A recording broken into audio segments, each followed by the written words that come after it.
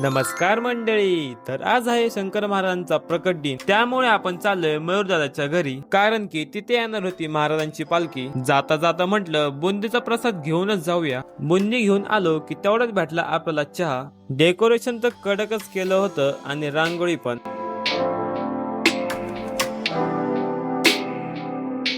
आपण घेतलेली बुंदी वाटत होते आपले कुणाल भाऊ. फायनली मंडळी, महाराजांच्या पालखीचं आगमन झालेलं आहे. मस्तपैकी बैलांच्या जोडीसोबत रथ पण चालला होता.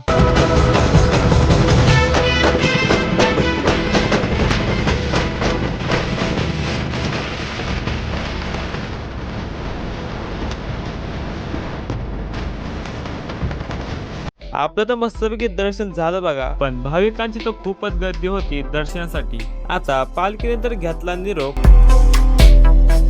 बसलो मग जेवायला, कारण की भूक तर खूपच लागली होती. तर मंडळी, कसा वाटला आजचा व्लॉग कमेंट मध्ये नक्की सांगा आणि फॉलो करायला विसरू नका.